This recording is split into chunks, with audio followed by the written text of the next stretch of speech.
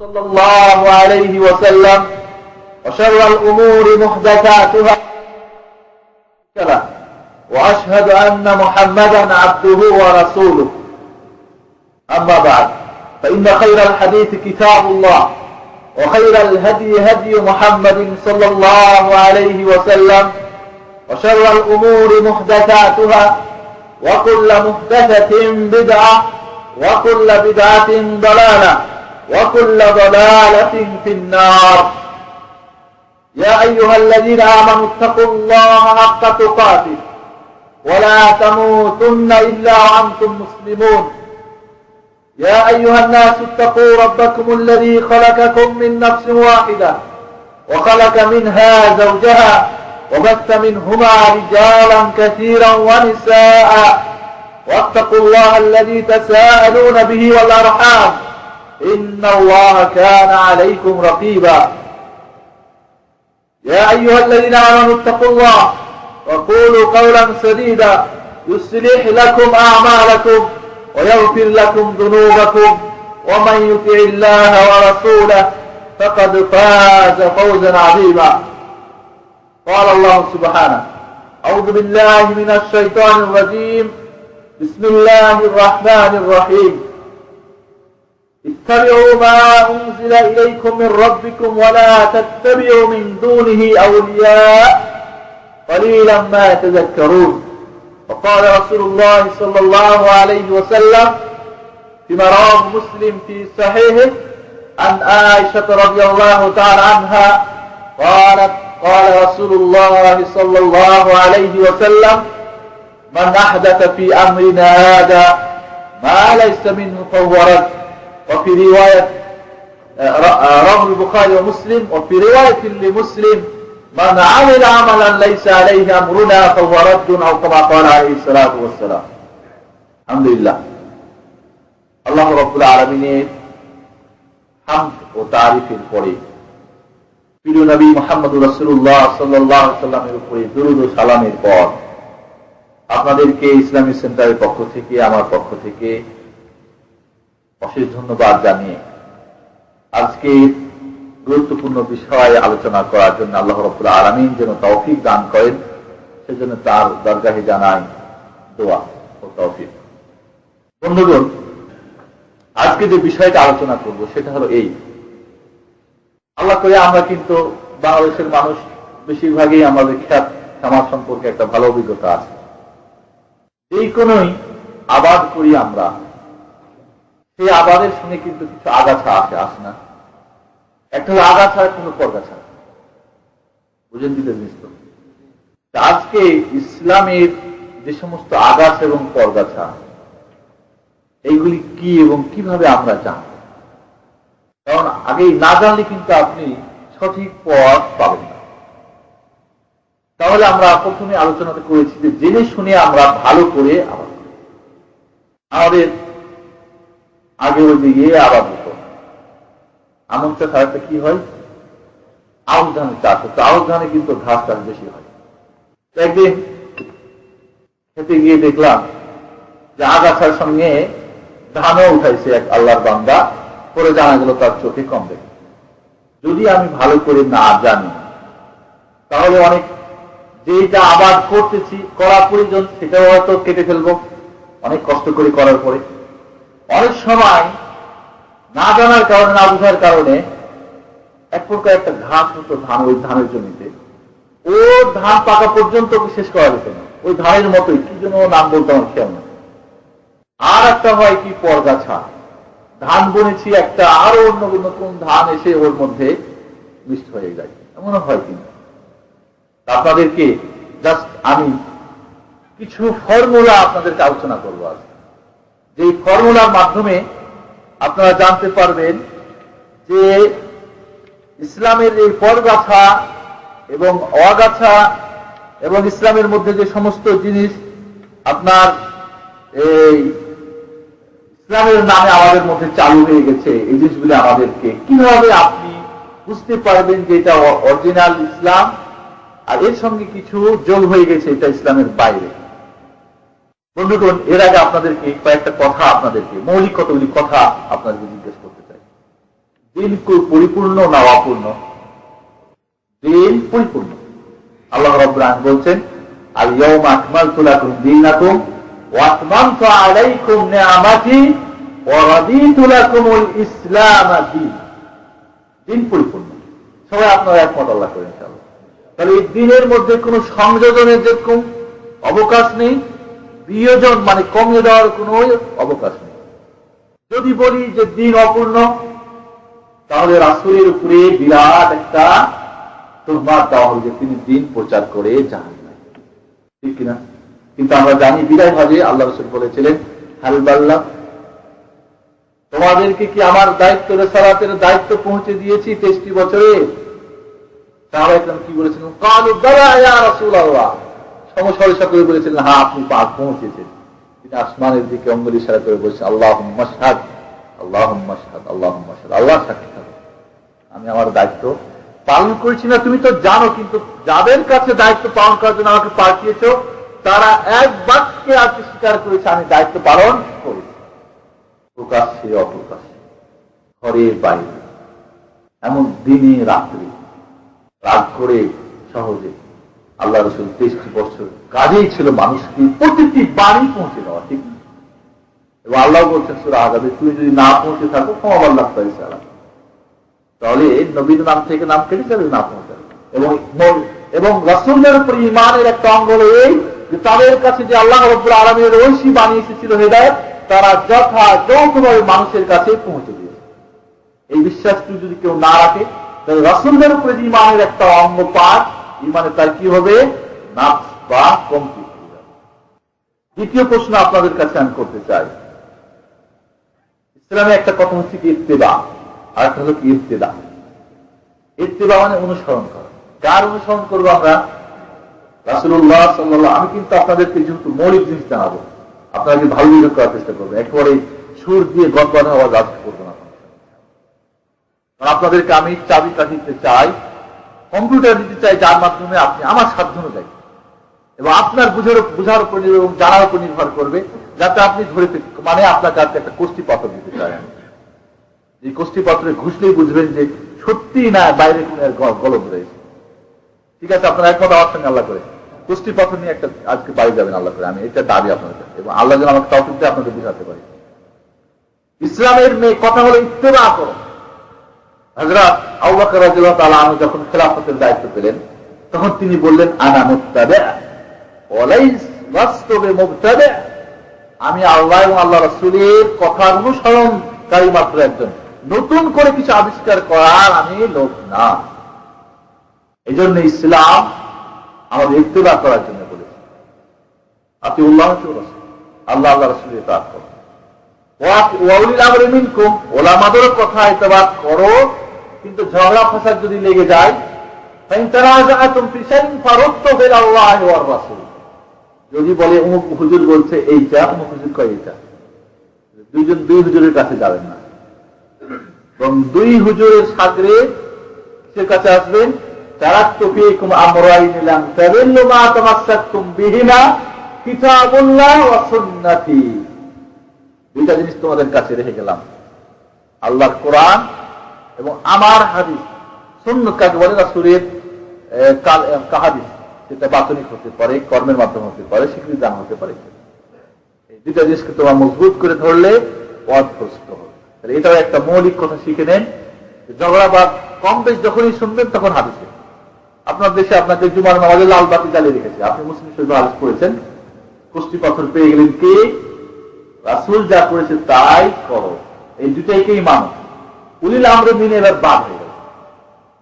হুজুর বলে লাল বাতি জ্বালাইছে, আমার রাসূল বলে নামাজ পড়ো, কোনটা মানবেন? আল্লাহ রাসূলের কথা। কোষ্ঠী পাথর কিনা এটা?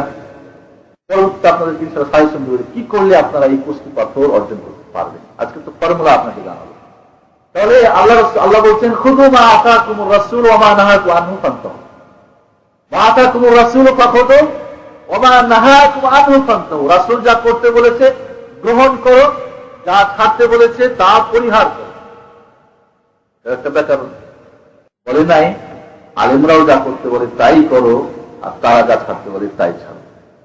মুকসিদুল মুমিনের একটা বই আছে আমাদের দেশে, বহুল পরিচিত। ওকে যদি কষ্টি পাথরে ফেলা যায় হাদিসের ছানবেন, আমার মনে হয় কত পার্সেন্টে টিকবে আর কত পার্সেন্টে উড়ে যাবে এটা বলা যাবে। আমি বলছি না পড়া বন্ধ করা, আমি বলছি আমাদের দায়িত্ব একটা বই আগে আপনাদের হাজির করা, তারপরে বলবো যে ওটা বাদ আছে, ভালো আছে কিছু। সেই জন্য বন্ধুগণ, তাহলে আপনারা এটাও জেনে নেন যে যদি আমার দিনের ব্যাপারে কেউ বলে যেটা, কেউ বলতে শুনলেন যেটা বেদাত, সৌদি আরবে এসে অনেক কিছু বেদাত শুনছেন, ঠিক না? বেদাত শুনেই থাকবেন না, আপনার কষ্টি পাথরে এবার খুশি ঠিকই কি বেদাত। আমাদের সবে মেরাজ চলে গেল, শবে বরাতের মাস, মাশাআল্লাহ। আজকে এক ভাই ইন্ডিয়ান জিজ্ঞেস করছিল কবে শবে বরাত, উত্তর দিতে গিয়ে মাশাআল্লাহ 1.5 ঘন্টা 2 ঘন্টা দাঁড়িয়ে উত্তর শেষ। এক উত্তর দিলে আর প্রশ্ন, প্রশ্নের পর প্রশ্ন, প্রশ্নের পর প্রশ্ন। বন্ধুগণ, মনে রাখতে হবে যাদের ইত্তেবা করতে হবে, ইত্তেবা করা চলবে না, নতুন করে আবিষ্কার করা চলবে না। এবং এর ব্যাপারে আল্লাহ রাব্বুল আলামিন এবং তার নবী বহু হাদিস আমাদেরকে বলে দিয়েছে, এবং বহু দল বহু কিছু আমাদের আসবে, সেটা দেখবো, কিন্তু আমার সেদিকে দেখবো না, বরং আমি দেখবো আমার কোরআন এবং হাদিস কি বলে। এর বহু হাদিস, আমি আপনাদের সময় নষ্ট করতে চাই না। আল্লাহ রসুল বিভিন্নভাবে কোরআনের মধ্যে এসেছে। এখন আমি দুইটা আয়াত আপনাদের পড়েছি, এবং দুই একটা হাদিস আপনাদের শোনাতে চাই।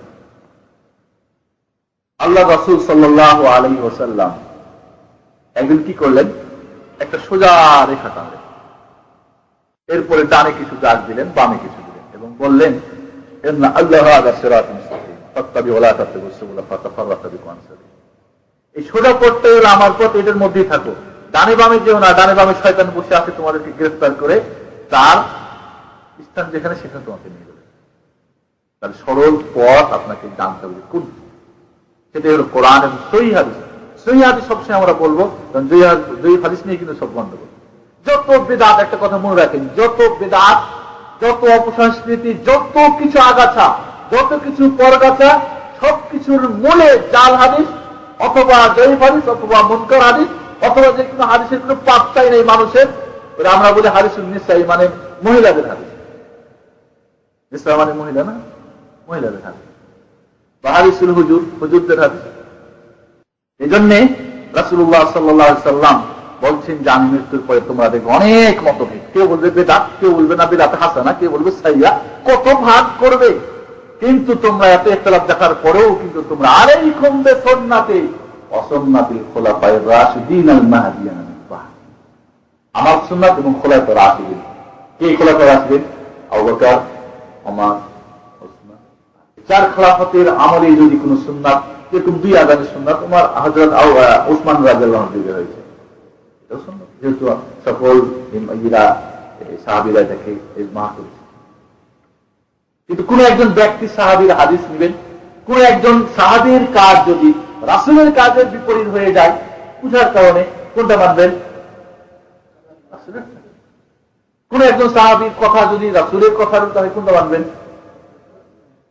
এই জন্য ইমামরা সকলেই ওসিয়াত করে গেছেন, আবু হানিফা বিশেষ করে, ইমামে আযম, যদি আমার কথার সঙ্গে কোরআন এবং হাদিসের মুখালিফ হয়, ফাযরিবু কাওলি আলাল হায়, দেওয়ালের মধ্যে আমার কথাকে ছুড়ে মারো। কি আমানত রক্ষা করে গেছে।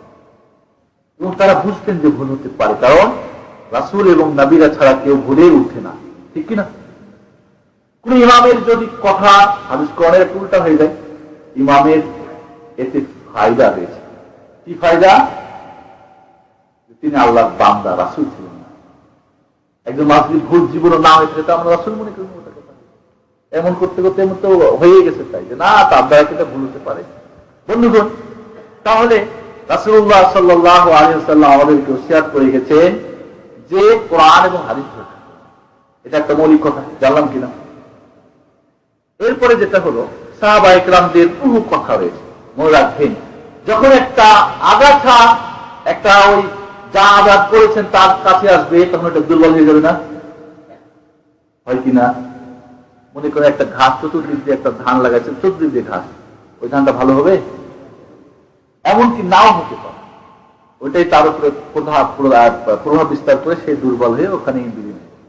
এই জন্য আল্লাহ রাসূল বলছেন, একটা যখন বিদআত চালু হয় তখন একটা সুন্নাত সেখান থেকে উঠে যায়, বলেন নাউযুবিল্লাহ। আল্লাহ রাসূলের হাদিস, যখন একটা সুন্নাত উঠে যায় যখন একটা বেদাত চালু হয় তখন একটা সুন্নত এসিগুলি চালাই দেন, গরম লাগলো আপনার রসুল, তখন সেখান থেকে একটা সুন্নত বিদায় নিয়ে নেয়। এই জন্যে এই ধরনের বহু কথা আপনাদের আমি সময় কুলাবে না, মনে রাখতে হবে যে এই পরগাছাগুলিকে এখন আমাদের কিভাবে আমরা নির্ণয় করব। তাহলে আমরা কোষ্ঠী পাথর পেলাম প্রথম, যে কোরআন এবং হাদিসের এই কোষ্ঠী পাথরে কি করবো, মাপ করবো, দেব আছে নাই, তাহলে বুঝতে এটা পরগাছা। আপনি জানতে পারেন না, অন্যকে জিজ্ঞেস করেন, বইপত্র পড়েন, হাদিস পড়েন, আমি পরে আপনার সাজেশন দিব আল্লাহ করেন ইনশাআল্লাহ। এই জন্যে ইমাম শাফি রহমাতুল্লাহ একটা কথা বলছেন যে সবাই যদি নতুন করে একটা চালু করে তাহলে দিনের রাত থাকবে কি? তাহলে অমুসলিমরাও বলবে তোমরা যেরকম নিজেরা চালু করেছো আমরা চালু করা, আমাদের ধর্ম ধর্মের পার্থক্য থাকবে? তোমরা হাদিস কোরআন ছেড়ে হুজুরদের কথা নিয়ে আসো, আমরা আমাদের পাদ্রী আর ইয়াহুদের যাজকদের কথা নিয়ে আসি, পার্থক্য কোথায়?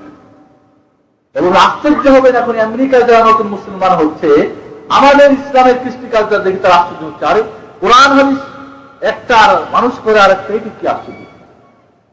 বন্ধুগণ, এই পরগাছাগুলি কিভাবে চালু হলো, আমি অনেক কথায় বাদ দিয়ে দিলাম কারণ সংক্ষেপ সময় কুলাবে না। পরগাছাগুলি চালু হওয়ার একটা বিরাট ইতিহাস সংক্ষেপে আপনাদের বলি।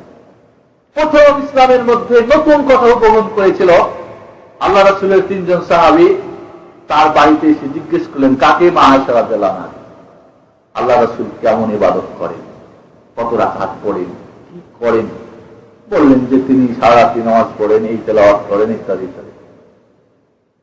3 জন সাহাবী মনে করলেন যার জীবনের সমস্ত গুনাহ আমি আল্লাহ রাব্বুল আগের পাশের সবকিছু ক্ষমা করেছেন, তিনি যদি আপনি ইবাদত করেন তাহলে আমাদের ইবাদত তো কিছুই নাই তার তুলনায়। একজন বলল আমি যে শাড়ি করবো না, সারা জিন্দেগি খালি ইবাদত করবো। আরেকজন বলল আমি শুধু রোজায় থাকবো, সারা জিন্দেগি রোজা থাকবো। আরেকজন বললো যে আমি ভালো মন্দ খাবো না, ইত্যাদি। আল্লাহ রাসূল যখন বাড়িতে আসলেন, মা আয়েশা বললেন যে এই ঘটনা। আল্লাহ রাসূল জিজ্ঞেস করলেন তোমরা এমন কথা বলেছো? বলে হ্যাঁ। বলে শুনে রাখো, আমি রাসূল রাত্রের এক অংশ ঘুমাই, এক অংশ নামাজ পড়ি। আমার স্বামী, বাচ্চা, ছেলে, স্ত্রী, পরিবার আছে, তাদের হক আদায় করি, ইত্যাদি ইত্যাদি। কাজেই তোমার রাবে বা সুন্নতি ফালাইসা মিন্নি, আমার পথ ছেড়ে যারা নতুন করে আরো বেশি করে কিছু করতে চায় সে আমার কি হলো, আমার উম্মত থেকে বাইরে। এই প্রথম ইসলামের এরকম একটা কথা 3 জন সাহাবীর মধ্যে, কিন্তু সেটা বন্ধ হয়ে গেল। এর পরবর্তীতে ইখতিলাফ হলো কোথায়? হযরত আবু বকর রাদিয়াল্লাহু তাআলা আনহুর খেলাফত আমলে, বা আল্লাহ রাসূলের মৃত্যুকে কেন্দ্র করে, ইন্তেকালকে কেন্দ্র করে। আর উমর বলে না মরে নাই। উমর রাদিয়াল্লাহু আনহু বলছেন যে বলবে আমার নবী মারা গিয়েছে তাকে আমি শিরচ্ছেদ করব।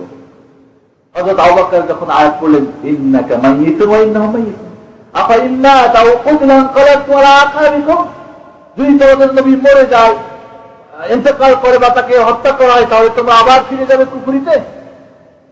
হযরত উমরের হাত থেকে পড়ে গেল তরবারি। বলে না, সেটাও একটা নতুন কথা যে না, মানুষ কেমনে মরে যায়, রাসূল কেমনে মরে। দেখো আজ পর্যন্ত এক দলের আকীদা হলো হায়াতুন নবী, নবী এখন ইন্তেকাল করেন নাই। আরো কত কিছু বাড়াতে বাড়াতে মাশাআল্লাহ। তার পরবর্তীতে হযরত উসমানের যুগে হযরত উসমানকে হত্যা করা হলো, ঠিক না, শাহাদাত করা। এটা একটা ইখতিলাফ দিন। নতুন দিন কি হত্যা অন্যায় ভাবে? না, নতুন একটা চালু হলো। আব্দুল্লাহ বিন সাবা ইবনে সাউদা ইহুদি, সে ইসলামের মুখোশ পরে, ইসলামের লিবাস পরে ইসলামকে ধ্বংস করেছিল। এমনকি হযরত আলী সম্পর্কে সে আকীদা পোষণ করেছিল যে হযরত আলী আল্লাহ। এই জন্য হযরত আলী ওই শ্রেণীর মানুষকে আগুন দিয়ে পুড়িয়ে হত্যা করেছিল, যাদের গ্রুপে এখনো শিয়া নামে জানা।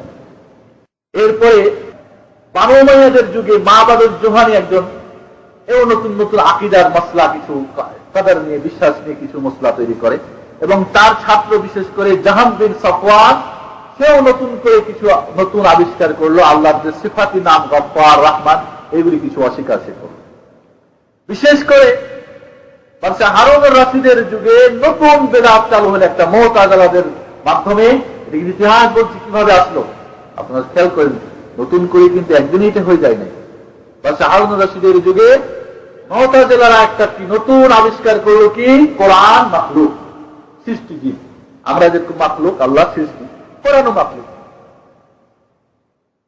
সকল ইমামদেরকে বাধ্য করা হলো তখনকার মুহাদ্দিসিনদেরকে, মুফাসসিরদেরকে। 4 জন আল্লাহর বান্দা অস্বীকার করল, না দলিল চাই। তার মধ্যে ইমাম আহমদ বিন হাম্বল। তাদেরকে এই ফাইসালা করার জন্য 4 জনকে যখন রাজ সিংহাসনে যখন নিয়ে আসা হলো রাজ দরবারে, রাস্তায় একজন বুড়ো ছিল, মারা গেল ভয়ে। আর 2 জন রাজ দরবারে এসে স্বীকার করলো যে হ্যাঁ কোরআন মাখলুক। ইমাম আহমদ বিন হাম্বল বলল না, হতে পারে, প্রমাণ করতে হবে, দলিল নিতে হবে। এই যখন তিনি জোরালো প্রতিবাদ জানালেন, দলিল যখন চাইলেন, আমার দেশে হুজুরদের কাছে দলিল চাইলে বলে কিসের দলিল, আমি যা করতাম তুমি কিসের দলিল বুঝো। এমন আছে না? ইমাম আহমদ বিন হাম্বলকে এতই প্রহার করা হলো, ব্যত্যাঘাত করা হলো। ইতিহাস সাক্ষী বলা হয়, একটা যদি সবল সবচেয়ে উন্নত মানের একটা হাতিকে যদি প্রহার করা হতো তাহলে সেই হাতি মারা যেত। কিন্তু ইমাম আহমদ বিন হাম্বল আল্লাহ রাব্বুল আলামিন যাকে বাঁচায় তাকে মারে। ওই রক্তাক্ত শরীর নিয়ে তিনি 2 রাকাত নামাজ আদায় করেছিলেন। তাকে জিজ্ঞেস করা হয়েছিল, আপনি যে রক্ত প্রবাহিত অবস্থায় নামাজ পড়লেন, আপনার উযু কি আছে? আমরা তো একটু বাইর হলেই বলি উযু শেষ। বলে যদি সাহাবায়ে কেরামের যদি বদর উহুদের প্রান্তের যদি নামাজ জায়েজ হয়ে থাকে রাসূলের সামনে, তাহলে আমি আহমদ বিন হাম্বলের নামাজ কেন হবে না আল্লাহর কাছে? আজকে অকাতরে এই সুন্নতকে বাস্তবায়ন করতে গিয়ে, আকীদাকে বাস্তবায়ন করতে ইমাম আবু হানিফা রাহমাতুল্লাহ আলাইহি কি হয়েছিলেন, জেলে তাকে হত্যা করা হয়েছিল বিষ প্রয়োগ করে। ইমাম মালিকের 2 হাত উঠিয়ে দেওয়া হয়েছিল। এই যে নয় না, এটার কাজ করতো না। ইমাম মালিক সে জীবনে হাত ছেড়ে নামাজ পড়তে, হাত উঠাতে পারতেন না। তবে এই যে কবজা নাই, শক্তি নাই। এই জন্য আর এক শ্রেণীর মানুষ, মালিকি মাযহাবের কিছু মানুষ আছে যারা হাত ছেড়ে নামাজ পড়ে, আপনারা দেখেছেন। এক শ্রেণীর মানুষ হাত ছেড়ে নামাজ পড়ে, ওই যে ইমাম সে হাত ছেড়েছে, তার বাবু কেন ছাড়লো? এক ব্যক্তি, আপনাদের একটা গল্প শোনায়, ছোট্ট চুটকি গল্প। এক ব্যক্তি বিড়াল বেঁধে খাচ্ছে। এক মুরব্বী ওখান দিয়ে যাচ্ছে, বলে আরে তুই বিড়াল বেঁধে খাচ্ছ কেন? বলে আমার বাবা যে বিড়াল বেঁধে খাইতো। বলে আরে দেখো তোর বাবারও অন্ধ ছিল, ওর জন্য বিড়াল বেঁধে রাখতো, নাহলে পাত্রে আপনার প্লেট থেকে গোস্ত মাছ সব খেয়ে ফেলতো, ওই জন্য বেঁধে রাখতো। আর তোমার তো চোখ আছে, সেইটা আমার দেখার প্রয়োজন নেই। আমার বাবাই বিড়াল বেঁধে ভাত খেত, তাই আমি বেঁধেই খাবো। বুঝলেন না বন্ধুগণ? আমার বাবা দাদা করেছে, আমার হুজুররা করে, তাহলে আমি করবো। আপনি কি, ওটা আমার চোখ দিয়ে দেখার প্রয়োজন নেই। বলে দেখো না এই হাদিসে কি করে, বলে ওটা আমার দেখার দরকার নেই। এই হচ্ছে আমাদের অবস্থা। বিড়াল বেঁধে চোখ থাকার পরেও বিড়াল বেঁধে খাওয়া অবস্থা আমাদের আজকের মুসলমানদের। বুঝতে পেরেছেন? আর চোখ থাকতে যদি চোখ দিয়ে না দেখি, আমাদের একটা রেডিও এবং টেলিভিশনে একটা গান গাই না, চোখ থাকতে অন্ধ, কি একটা কথা বলে না, মানে ওই কি বলে ওটাকে, মূর্খতা দূর করার জন্য যে প্রোগ্রাম, তার মধ্যে এটা বলা হয়, চোখ থাকতে অন্ধ। বন্ধুগণ, এরপরে কি হলো? ইমাম আহমদ বিন হাম্বলের ইন্তেকাল হলো না। আল্লাহর বান্দা তিনি থাকলেন, 10 লক্ষ হাদিসের হাফেজ ছিলেন। 10 লক্ষ হাদিস হেফজ করে কোরআন মাসুক মেনে নিতে পারে। আজকে 10 টাকার জন্য কমরাট সাহাবেরও কি হয়, জানাজার নামাজ হয়। কাজে আপনারা যে বলেন একটা কথা, আলেমরাই তো করে, এই কথাটা বলবেন না আজকে আলোচনা শুনে। আল্লাহর বান্দা এখন সব যুগেই, ওই যে 2 জন এসে স্বীকার করলো, ঠিক আছে, একজন রাস্তায় মারাই গেল ভয়ে, কিন্তু আল্লাহর বান্দা ইমাম আহমদ বিন হাম্বল না, মরে যেতে পারি তোমার যাত্রাঘাটে, কিন্তু আমি একটা সঠিক আকীদা থেকে অন্য কোন আকীদা বিশ্বাস করতে পারি না। বন্ধুগণ, অনেক সময় আপনাদের পারিপার্শ্বিকতা, দেশে গিয়ে অনেক হয়, বলবেন যে দেশে আছে, থাক না, হক জানবেন, সেটাকে ইজহার করার জন্য, প্রচার করার জন্য চেষ্টা করবে। এরপরে কি হলো? বিশেষ করে এরপরে এইভাবে এক পর্যায়ে একের পর এক আগাছা ইসলামে প্রবেশ করতে শুরু করল। পরগাছা আগাছা আস্তে আস্তে ইসলামের সঠিক ইবাদতগুলি কি হয়ে গেল? কোনটাকে নতুন করে রং করা হলো, কোনটাকে বাদ দেওয়া হলো, নতুন করে কিছু আবিষ্কার করা হলো। পরগাছা বলতে যেটা নতুন করে নিয়ে আসা, আর আগাছা বলতে আপনাদের বুঝাচ্ছি ওইটাকেই আবার রংচং দেওয়া আছে। বন্ধুগণ, এবার আপনাদেরকে বলবো কি কি কারণে আগাছা পরগাছার আগমন ঘটলো, জানার প্রয়োজন আছে কিনা?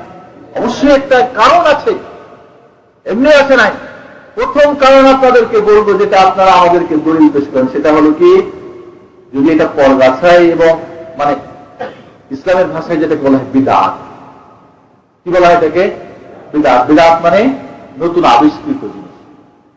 আর ইসলামের পরিভাষায় বিদআত বলা হয় যেইটা রাসূলুল্লাহ সাল্লাল্লাহু আলাইহি সাল্লাম এবং সাহাবীদের যুগে ছিল না, খোলাফায়ে রাশিদিনের যুগে, এমন কিছু নতুন জিনিস আবিষ্কার করা ইসলামের নামে সওয়াবের উদ্দেশ্যে। প্লেনও কিন্তু নতুন আবিষ্কার। কিন্তু আপনি ঢাকা এয়ারপোর্ট থেকে তেহরান এয়ারপোর্ট পর্যন্ত এসেছেন কতগুলি নেকির উদ্দেশ্য করে। এমন কোন আল্লাহর বান্দা আছেন নাকি যে আমার নেকি হবে, এমন কি উদ্দেশ্য করে এসেছেন? করেন না। কিন্তু শবে বরাত যখন করেন তখন উদ্দেশ্য করেন নেকি হবে, ঠিক না? এখানেই পার্থক্য। অনেক সময় অজুহাত দেখা যায়, লোক তো নতুন আবিষ্কার, লোক তো বিদআত হবে না। মনে রাখবেন, দ্বীনের নামে, ধর্মের নামে, সওয়াবের উদ্দেশ্যে, নেকির উদ্দেশ্যে, যা রাসূলুল্লাহ সাল্লাল্লাহু আলাইহি সাল্লাম করেন নাই, খোলাফায়ে রাশিদিনের যুগে ছিল না, এমন কিছু নতুন। এবং কি কি? আপনার 6টা কিন্তু জিনিস আছে। কুস্তি পাথরটারও কিন্তু পাওয়ারফুল হতে হবে। নকল কুস্তি পাথর হলে কিন্তু মাপতে পারবেন না। এবং অরিজিনাল কুস্তি পাথরের জন্য 6টা জিনিস আপনাদের পরে আলোচনা করবেন ইনশাআল্লাহ। কিভাবে বিদআত চালু হলো?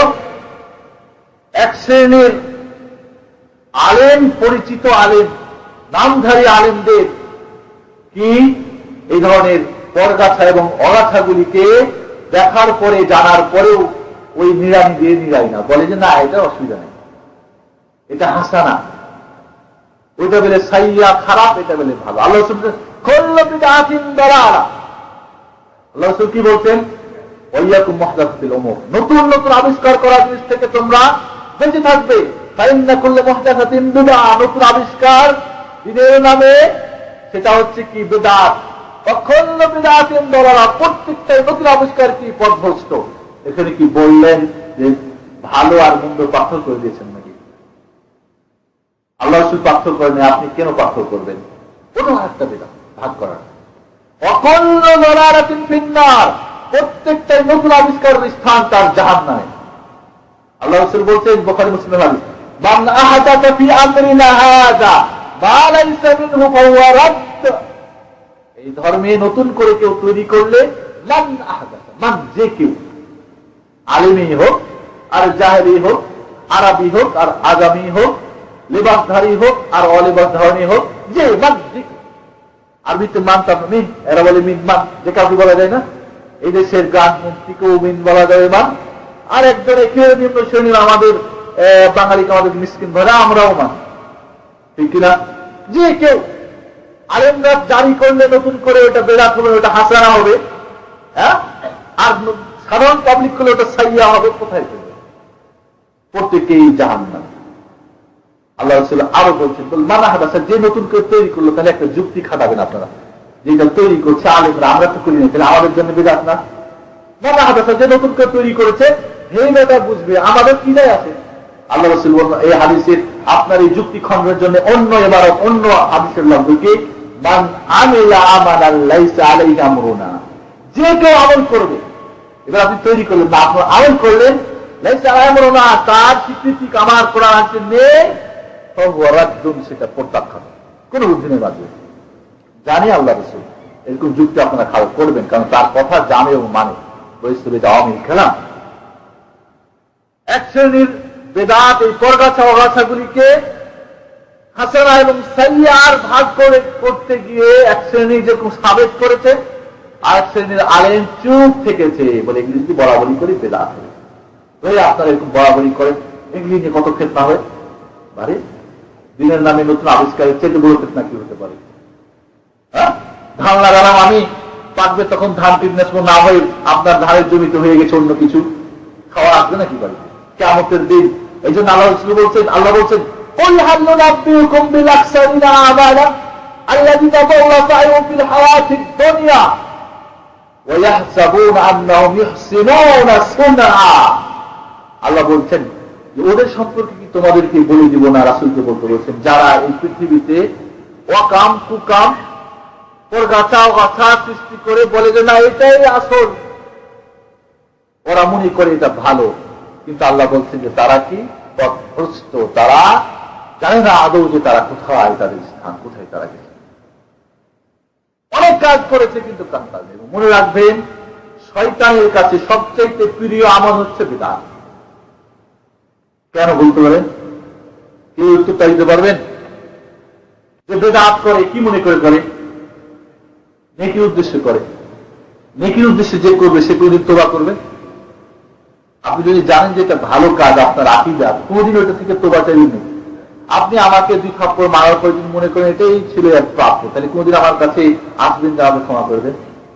আর যদি আপনি অন্যায় করার পরে পুরো আপনার হানা দিবে না, অন্যায়, আপনি আমার কাছে না আসলেও বলবেন যে না, কাজটা ঠিক কিনা, ঠিক কিনা?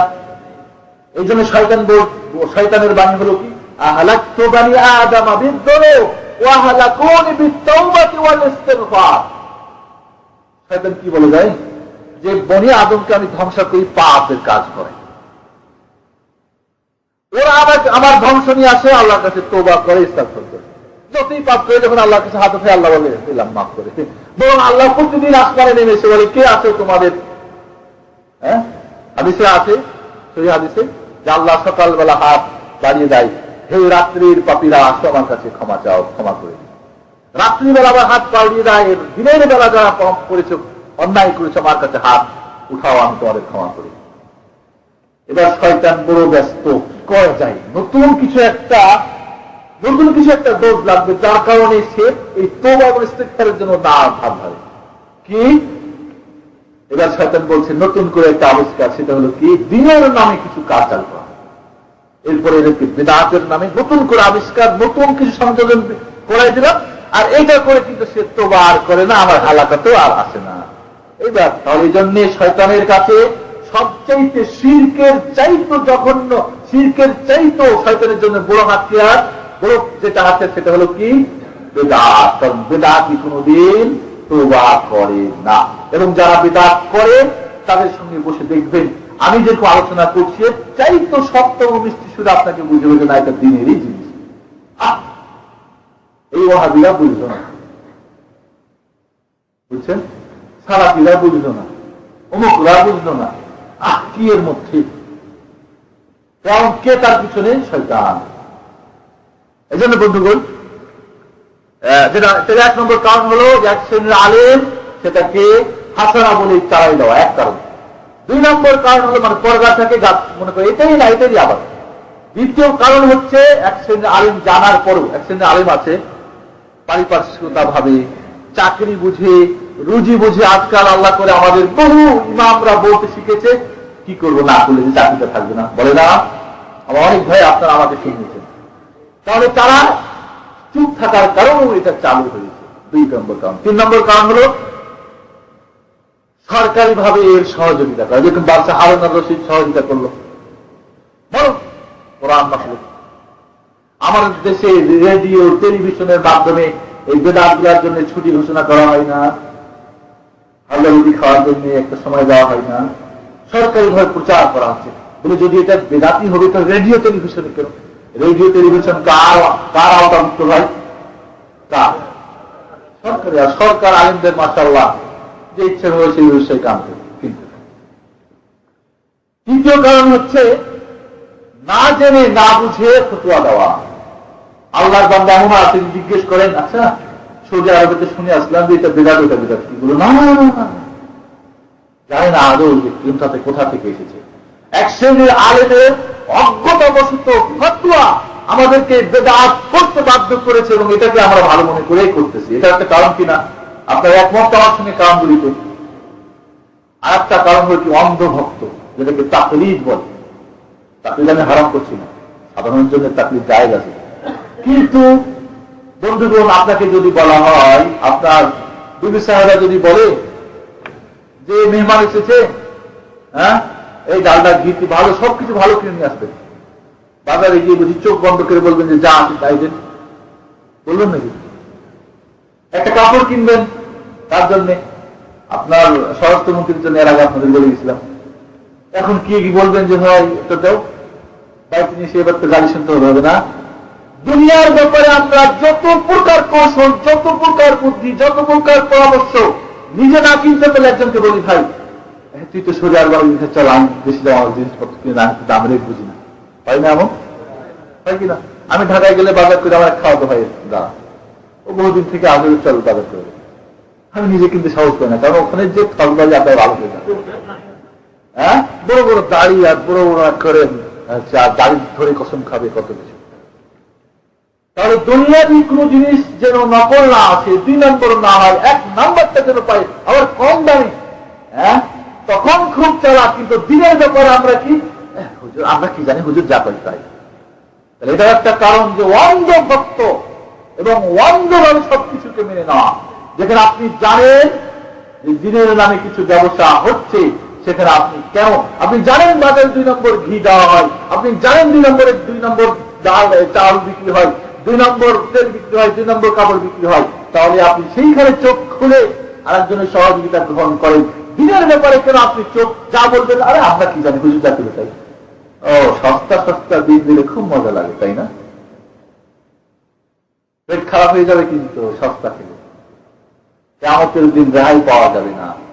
যেই দিন অনেক নামাজি হুজুর চকমক করবে, আল্লাহ রাসূলের হাউজ কাউসারে পানি খাওয়ার জন্য যাবে, সাহাবা ফেরেশতারা বলবে দাও, কোথায় যাও?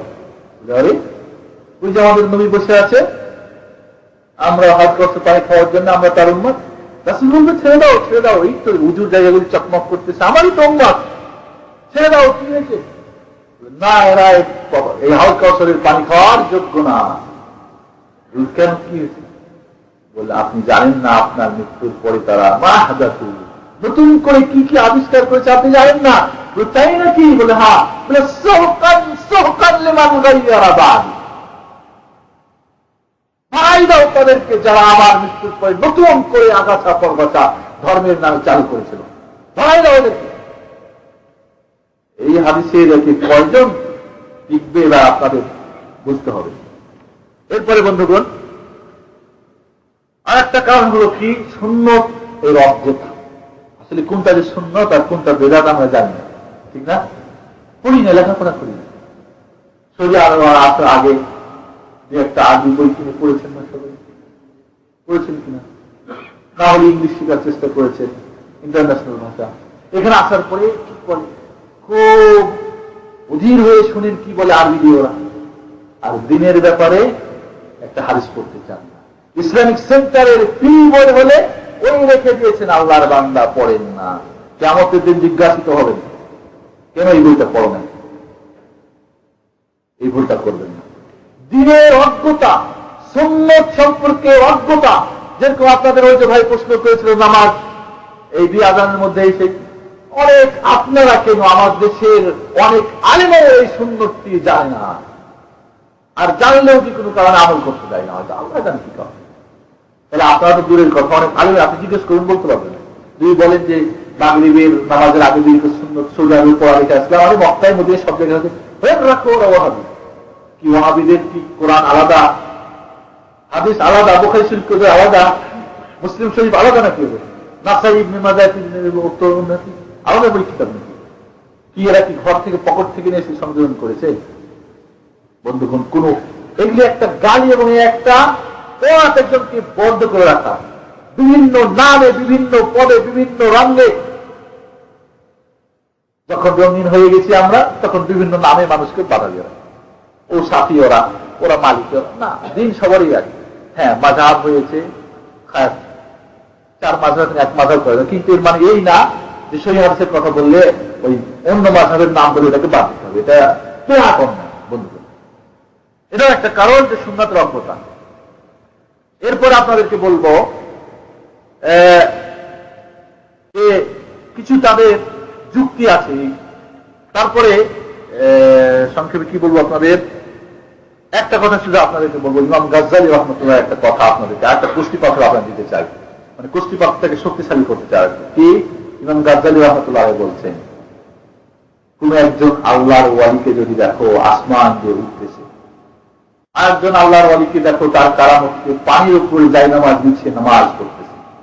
আমার দেশে সাধারণ মানুষ মাশাআল্লাহ ওয়ালিয়া ওয়ালি সম্পর্কে এতই খোরাফাত, এতই অপগল্প, গাল গল্প জানে, পড়া না। সেদিকে এক ভাই রাত 12টা কিন্তু আমার মাথাটাই খারাপ করে দিল।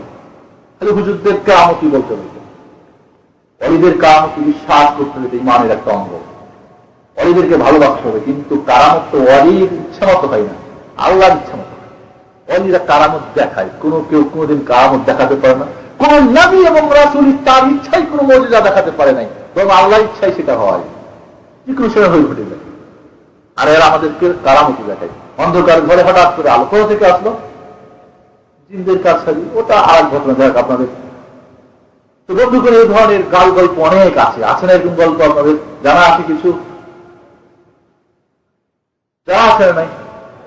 অনেক গাল গল্প আছে। বড় পীর আব্দুল কাদের জিলানী মারপেটে একজনকে খুন করেছিলেন, জানেন না আপনারা? তিনি কোরআন হিফজ করেছিলেন।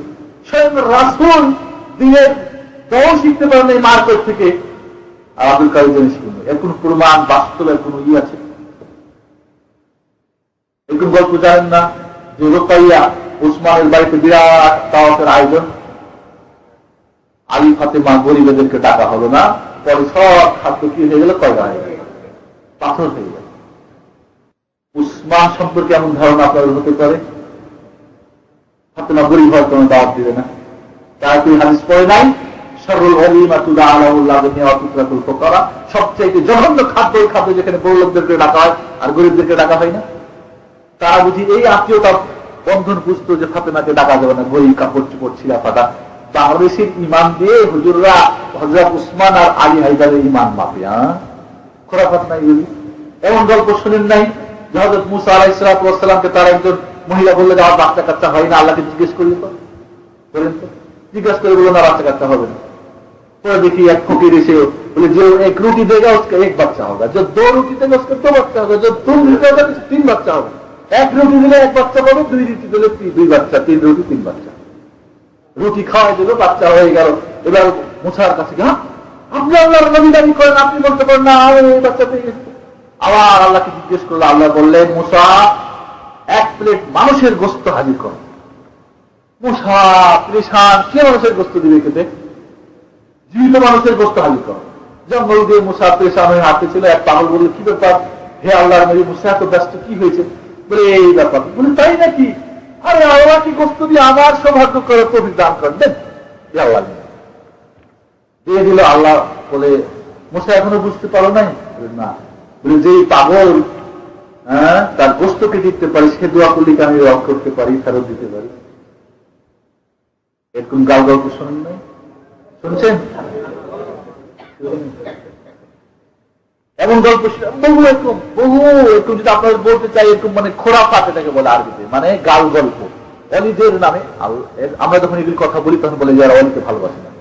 আল্লাহ বলছেন মান হারাবা ওয়ালিয়ান ফাকাদ হারাবতু, যে আমার অলির সঙ্গে দুশমনি করলো আমি তার সাথে স্বয়ং যুদ্ধ ঘোষণা করলাম। কিন্তু ওয়ালি কি? আউলিয়া শয়তান আউলিয়া রহমান। আল্লাহর ওয়ালি আছে, আবার শয়তানের ওয়ালি আছে, বন্ধু আছে, ঠিক কিনা?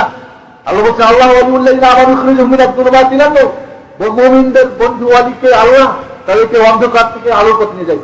আর যারা কাফের মুশরিক তাদের ওয়াল্লাযিনা কাফারু ওয়ালিয়াহুম তাগুত, তাদের ওয়ালি হচ্ছে শয়তান। এরা কি আউলিয়াউর রহমান না আউলিয়াউর শয়তান? কোন দলে? কেমনে বুঝলেন? আল্লাহ তো বলছেন আল্লাহ ইন্না আউলিয়াল্লাহি লা খাউফুন আলাইহিম ওয়া লা হুম ইয়াহজানুন। আল্লাহর ওয়ালিদের কোনো ভয় নাই, ভীতি নাই, কোনো চিন্তা ভাবনা নেই। কারা? আল্লাযীনা আমানু সুম্মা ইত্তাকাউ। ওয়ালিদের দুইটা ডিফিনিশন, দুইটা গুণ। যারা ঈমান এনেছে এবং আল্লাহকে ভয় করে। যদি ওই ওয়ালি নিয়ে যারা বাড়াবাড়ি করে জিজ্ঞেস করা হয় আবু বকর কি আপনাদের লিস্টে নাম আছে? বলবে না। ওমর, ওসমান, বলবেন না। সেদিনকে ওই সাউথ জালুরিয়া হসপিটালে আমি ওয়াজ করার জন্য গেলাম। এক ভাই জিজ্ঞেস করলো কিতাব তো 104 খানা, তার মধ্যে 4 খান প্রকাশ্য আর বাকি সবই গোপনীয় বাতিনি কিতাব। কিতাবগুলি কি? এই বাতিনি কিতাবের খবর আর কেউ জানে না, তারাই জানে। যারা এরকম দাবি করে যে দিন 2 প্রকার, একটা বাতিনি একটা জাহিরি। জাহিরিটা জানি, বাতিনিটা নাই। তাহলে আল্লাহ রাসূল তার আমানত আমাদের কাছে পৌঁছে গেছেন, রাসূলের উপরে তোহমাত হবে না, আল্লাহ তাদেরকে হেদায়েত করবে। বন্ধুগণ, এরপরে আপনাদের এই ধরনের অনেক ঘটনায় আপনাদের বলতে গেলে শেষ হয়ে যাবে। এবার আপনাদের যেটা বলবো সেটা হলো এই বিদআত এবং এই পরগাছা অগাছার কুপ্রভাব এবং এর প্রায়শ্চিত্ত এবং এর খারাপ দিকটা কি। ভালো করে শুনুন। দুনিয়া এবং আখেরাতে পথভ্রষ্ট। দুনিয়া অন্ধকার, আখেরাত অন্ধকার, প্রথম কারণ। দ্বিতীয় কারণ হচ্ছে আল্লাহ রাব্বুল আলামিন ওই পরগাছালাদের এবং বিদআতীদের তওবা তারা কবুল করবে না। কারণ একজন বিদআতী বিদআত অবস্থায় যদি তওবা করে সেটা কবুল হয় না। তৃতীয় ক্ষতি হলো যে তারা হাউজ কাউসারের পানি পান করতে পারবে না। ওখান থেকে তাকে তাড়িয়ে দেওয়া হবে। তাড়িয়ে দেওয়া হলে কোথায় স্থান হবে আপনারা ভালো করে জানতে পারছেন। চতুর্থ কারণ হচ্ছে যে তারা সুন্নত থেকে সবসময় দূরে থাকে। দেখবেন যারা বিদআতী তারা সুন্নত থেকে অনেক অনেক দূরে তারা। কারণ হাদিস সুন্নত উঠে গেলে বিদআত আসলে সুন্নত সেখান থেকে উঠে যাবে। পঞ্চম কারণ হলো যে আল্লাহ রাব্বুল আলামিন এই বিদআতীরা কি করে দ্বীনকে ধ্বংস করে। আল্লাহ রাসূল হাদিসে বলছেন যে যারা বিদআত প্রবর্তন করে তারা দ্বীনকে ধ্বংস করে। আপনারা হিসাব করেন। তারপরে কারণ হচ্ছে যে আল্লাহ রাব্বুল আলামিন সেই বিদআতের কারণে একটা সুন্নত সেখান থেকে উঠায় নেবে। কিয়ামতের আগ দিন ওই সুন্নত ফিরে আসবে, সাক্ষী হবে যে আমাকে বাদ দিয়ে বিদআত করেছিল, তখন কি হবে। এরপর 8 নম্বর কারণ হচ্ছে যে বিদআত হলো সবচাইতে পর্দা ছাড়া কথাগুলি সবচাইতে শয়তানের কাছে প্রিয় পাপ, সবচাইতে মানে বড় অস্ত্রতা। 9 নম্বর কারণ হলো যে একটা বিদআত কি করে আরো শত বিদআতের পর চলে যায়। একদিনই কিন্তু আসে না, একটা করে যখন সাহস বেড়েছে আর একটা করেছে, আর একটা যখন সাহস হয়েছে আর একটা করে না। একদিন দেখবেন ছোট বাচ্চা মার সামনে যখন একটা অন্যায় করে, একদিন গালি দেয়, ভয় করে কি একদিন 2 দিন 3 দিন 3 দিন পঞ্চম দিন নিজের মাকে গালি দেয়, যায় না? এমনটা হয় না? একদিন অন্যায় করে ছোট, আরেকদিন দেখবেন যে মাশাআল্লাহ প্রথম খায় বিড়ি সিগারেট, তারপরে আস্তে আস্তে তারপরে এমন খায় যে রাস্তার মধ্যে পড়ে থাকতে হয়, ঠিক কিনা? এইভাবে আস্তে আস্তে ওই পথে পদগামী হয়ে যায়। 10 নম্বর ক্ষতি হচ্ছে যে ওই বেদাতীরা হকপন্থীদেরকে ঘৃণা জানে, ঠিক কিনা? যারা এই দেখবেন আহমদ রিজভী খানের গুরু, হ্যাঁ, যারা সুন্নতের পাবন্দী তাদেরকে কাফের ফতোয়া দেয়। যারা আল্লাহ রাসূলের নূর বিশ্বাস করে না তাদের কাফের জানে। যারা এই সমস্ত মিলাদ এগুলিকে বেদাত বলে তাদেরকে খারাপ জানে। তাহলে 10 নম্বর ক্ষতি হচ্ছে এই যে হকপন্থী যারা তাদেরকে বিভিন্ন নামে তাদেরকে ঘৃণা করে। 11 নম্বর কারণ হচ্ছে যে তারা আল্লাহ রাসূলের সুন্নতকে জানার তাদের তৌফিক হয় না। এবার আপনাদের কিভাবে আমরা এটা থেকে বেঁচে থাকবো তার একটা প্রথম কিভাবে পদক্ষেপ নেব আমরা, কারণ সময় আপনাদের বেশি নষ্ট করতে অনেক সময় চলে গেছে। প্রথম কিভাবে আমরা এগুলি থেকে কিভাবে চিনবো যে এটা ইসলামের বহির্ভূত জিনিস? প্রথম হচ্ছে কোরআন হাদিস পড়া। প্রথম কারণ কি করতে হবে? আমাদের কোরআন এবং হাদিস সুন্নত পড়তে হবে। সংক্ষেপে বলছি। 2 নম্বর পদক্ষেপ কি গ্রহণ করতে হবে? কোরআন এবং হাদিসের শিক্ষা মানুষকে দিতে হবে। ইসলামিক সেন্টার দিচ্ছে, এর মাধ্যমে আল্লাহ তাআলা আপনারা অনেক কিছু জানতে পেরেছেন না, আল্লাহ তাদেরকে আরো তৌফিক দান করুন, আপনাদেরকে জানার তৌফিক দান করুন, আল্লাহুম্মা আমিন। 3 নম্বর পদক্ষেপ হলো ওই ধরনের লোকদের সঙ্গে উঠা বসা চলবে না। আপনি ওখানে গেলেই আপনার ওইগুলি জানবেন এবং ওইভাবে আপনি করবেন। একজন আজমির শরীফ যায় না, আমাদের দেশ থেকে মানুষ অনেক টাকা পয়সা খরচ করে। একজন মহিলাও আজমির শরীফের শখে গিয়ে যাওয়ার পরে ওখানে কি ঘটনা ঘটেছে আপনার পেপার থেকে পড়েছেন তো? একাই যে গিয়েছিল, তারপরে সেখানে ধর্ষণ হলো ইত্যাদি হলো, পড়েন নাই পেপার পত্রিকা? বিদেশি জীবনে হয়তো পরবর্তী পেপার পান না। তো সবকিছুই তো আজকে আমাদের কাছে শরীফ। একজন 2 যাত্রী ট্রেনে উঠেছে, একজন জিজ্ঞেস করে একজন কোথায় গেছেন? বলে আজমির শরীফ গেছে। বলে আপনি? বলে আমি শ্বশুরালয় শরীফ গেছিলাম। শ্বশুরালয় শরীফে গেছিলাম। দেখুন, শ্বশুরালয় যে আবার শরীফ হয় নাকি? আপনার যদি আজমির শরীফ হয় তা আমার শ্বশুরালয় কেন শরীফ হবে না? বলে না না, এটা হতে পারে না। তুমি কি খেল মনে করছো নাকি? যেখানে সেখানে তুমি শরীফ লাগাবে? বলে খেলছো তুমি, আর তুমি ব্যাপক, তুমি ব্যাপক। বলে আজমির শরীফ গিয়ে আপনার কি লাভ হয়েছে? আজমির শরীফ যেতে আসতে আপনার খরচ হয়েছে, ওখানে হুজুরকে বকশিশ দিতে হয়েছে, ইত্যাদি ইত্যাদি, কোনো লাভ নাই। আর আমার শ্বশুর আমাকে একটা সুন্দরী মেয়ে দিয়েছে, এই যে ওখানে গিয়েছিলাম, নতুন জামা কাপড় দিয়েছে, যাতায়াতের পয়সা দিয়েছে, হ্যাঁ, তারপরে আমাকে ভালো ভালো খাওয়াইছে, নিজের পয়সা নিতে খাই নাই। সেটা যদি শরীফ না হয় তো তোমার আজমির শরীফ কেমন শরীফ হয়? বুঝতে পেরেছে? আজকাল তো দরগা শরীফ আর রওজা শরীফ আর আজমির শরীফ আর কত শরীফ আমাদের দেশে চালু আছে বন্ধুগণ। এই জন্য সেই সমস্ত স্থান এবং তাদের উঠা বসা থেকে দূরে থাকতে হবে, এটাও একটা আপনার নিজেকে বাঁধবার জন্য। এরপরে 5 নম্বর হচ্ছে যে রাসূলুল্লাহ সাল্লাল্লাহু আলাইহি ওয়াসাল্লাম এবং সাহাবা ইকরামের সিরাত, তাদের জিন্দেগি আপনাকে আমাকেই পড়তে হবে বিশেষ করে। এরপরে 6 নম্বর হচ্ছে কোন সময় যদি আমাদের ঝগড়া লেগে যায়, সন্দেহ জাগে, তাহলে কিতাব কোরআন এবং হাদিসের দিকে ফিরে আসতে হবে। এরপর আপনাকে মনে রাখতে হবে যে এক শ্রেণীর মানুষ ধর্মের নামে ব্যবসা করে, এটা আপনার ব্রেনে রাখতে হবে, বুঝছেন? বাজারে যখন যান, জানেন যে মানুষ ঠকায় আজকাল বাজাররা, 2 নম্বর থাকে। এটা যখন আপনার ব্রেনে থাকবে, সৌদি আরবে কাপড় চোপড় কিনলে, ঘড়ি, ইলেকট্রনিক্স জিনিস কিনতে গেলে দেখাশোনা নাই কোন দেশে কি মোটামুটি একটা, এখানে 2 নম্বরই নাই, ঠিক না? কিন্তু বাংলাদেশে যদি ইলেকট্রনিক্স জিনিস কিনতে যান, আমি একটা বার ফ্রিজ কিনলাম, বাসায় নিয়ে এসে দেখি 1 ঘন্টার পরে আর চলে না, ফেরতও দিবে না, চেঞ্জ করে দিবে না। কি মহাবিপদ! 23,000 টাকা বাংলাদেশের মাটিতে। আমার মতো একজন মানুষ, গরিব মানুষ, অনেক কষ্টে তারপরে চেঞ্জ করে দেয়। তাহলে যেখানে আপনি জানেন যে 2 নম্বর আছে, যেখানে আপনি কনফার্ম যে এটা নিয়ে ব্যবসা করা হয়, যেখানে আপনি জানেন যে এর নামে এক প্রকার পোশাকধারী আছে, তাহলে আপনি একটু সচেতন হয়ে গেলেই বাঁচতে পারবেন। এটা একটা পন্থা কিনা বাজার। এরপরে হলো যে আপনি কোরআন হাদিস জেনেছেন আর ওটাও জানছেন, এবার দুইটা কি করেন? মাপেন। এটাও একটা পথ বাঁচা, আমি সংক্ষেপে বলছি আপনাদের। তারপরে হলো যে আর একটা ধোকা আপনার পড়বে না, যে ওদের এত মরিদ কেন? আপনার তো শুনে না, তাদের ওদের কথা বললে হাজারে হাজার প্যান্ডেলের টাকা দেওয়া হয় না। আপনার মনে রাখতে হবে, অধিক্ষেপ অনেক লোক, তাই হাত মেজরিটি মাস্ট বি গ্রান্টেড, এটা আপনার ইসলাম সমর্থন করে না।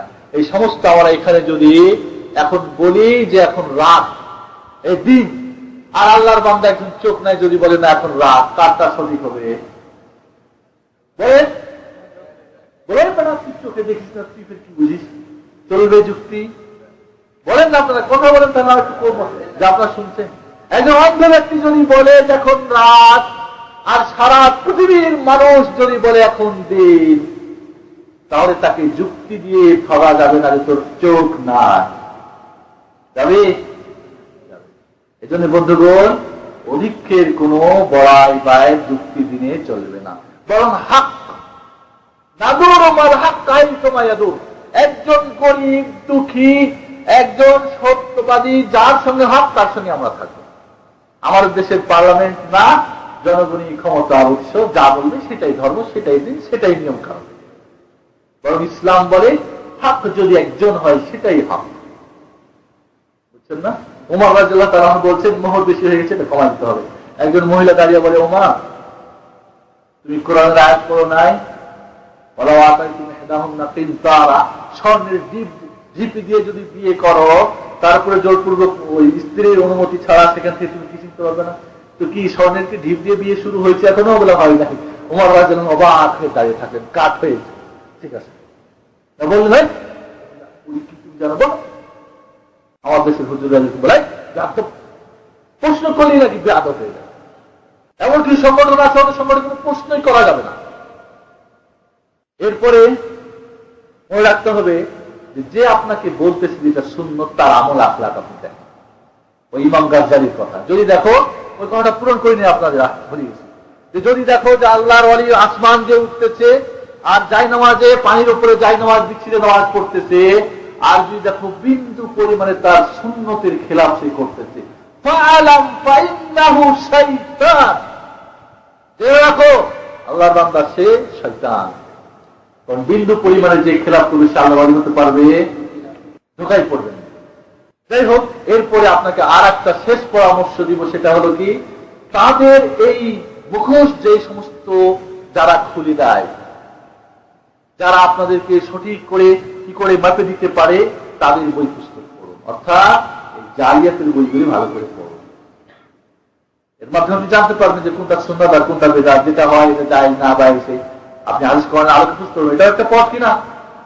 বন্ধুগণ, শেষে আপনাদেরকে বলবো, ওয়াদা করেছিলাম যে যেই কোনো ইবাদতের যখন আপনি বলবেন যে এটা ইবাদত, তখন সেখানে 6টা জিনিস থাকতে হবে।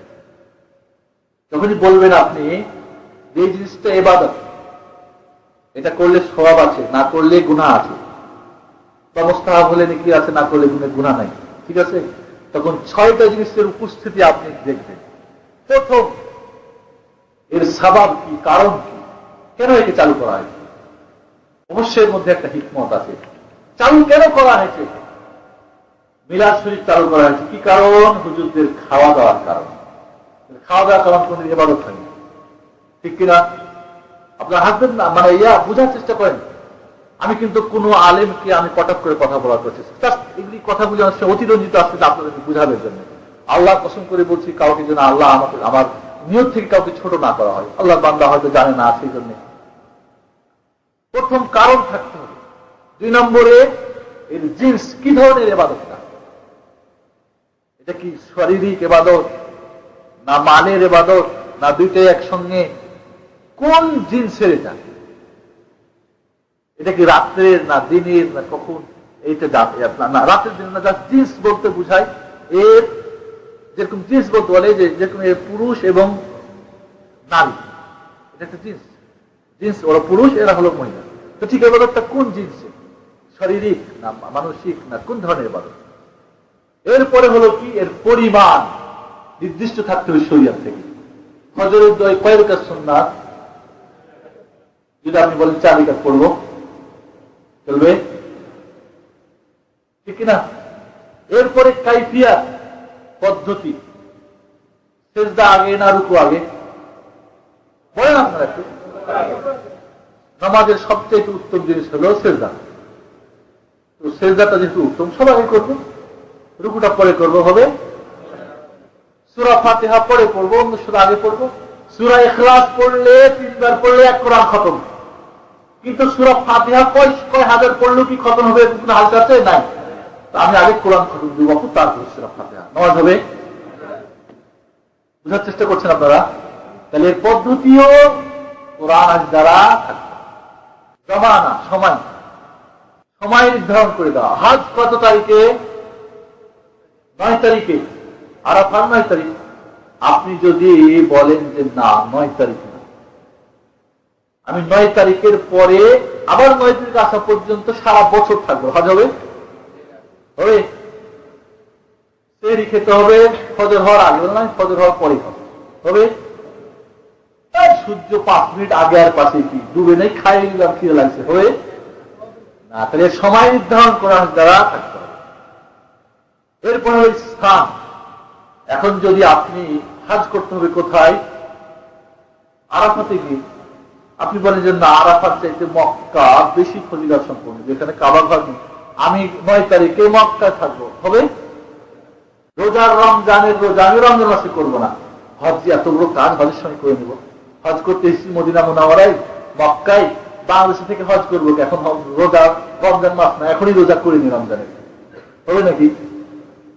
তাহলে বন্ধুগণ, এই 6টা জিনিস। প্রথমত সবাব, কারণ কি, কারণের মধ্যে রয়েছে। 2 নম্বর জিনিস, কি ধরনের ইবাদতটা, ফরজ না সুন্নত না নফল, এটা কোরআনটা সাবেত হতে হবে। আপনি যদি বলেন যে এটা ফরজ, সুন্নতকে চলবে। যদি নফলকে ফরজ করেন আর ফরজকে নফল করেন, চলবে না। 3 নম্বরে হলো এর নির্দিষ্ট কত রাকাত, কত ভাবে। 3 নম্বরে হলো কাইফিয়াত, কি ধরনের দুরূদ আমরা পড়ি, মিলাদের নামে পড়ি না, কিন্তু কি ধরনের দুরূদ আল্লাহ রাসূল পড়তে বলেছেন ওইভাবে পড়তে হবে। আপনার আমার বানানো দুরূদ পড়লে সেই দুরূদ কাজ হবে না, ওটাকে বলে বেদাত।